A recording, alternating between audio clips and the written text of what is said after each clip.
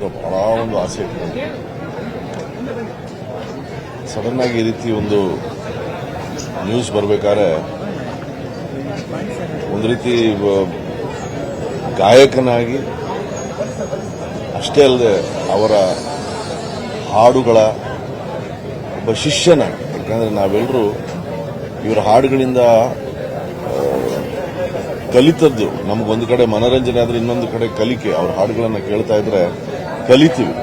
ಓ, ಈ ಪದವನ್ನ ಹೀಗೆ ಉಚ್ಚಾರ ಮಾಡಿದ್ರ, ಈ ಹಾಡನ್ನ ಹೀಗೆ ಹಾಡಿದ್ರ, ಇದರಲ್ಲಿ ಈ ರೀತಿ ಭಾವ ತುಂಬಿದ್ರ, ಮತ್ತು ಒಂದ ಎರಡ ಸಾವಿರಾರು ಹಾಡುಗಳಲ್ಲಿ ಇಷ್ಟು ಭಾಷೆಗಳಲ್ಲಿ ಜೀವ ತುಂಬಿ ಆ ಜೀವ ಇವತ್ತು ಮೈಸೂರಿನಲ್ಲಿ ಈ ರೀತಿ ಇದ್ದಾರೆ ಅಂದ್ರೆ ಒಂದು ಕ್ಷಣ ನಂಬಲಿಕ್ಕೆ ಬಹಳ ಕಷ್ಟ. ಆದರೆ ಇವತ್ತಿನ ದಿನ ಇದೇ ಸತ್ಯ. ಇದನ್ನ ಬಹಳ ಒಪ್ಕೊಳ್ಳೋದೇ ಬಹಳ ಕಷ್ಟ.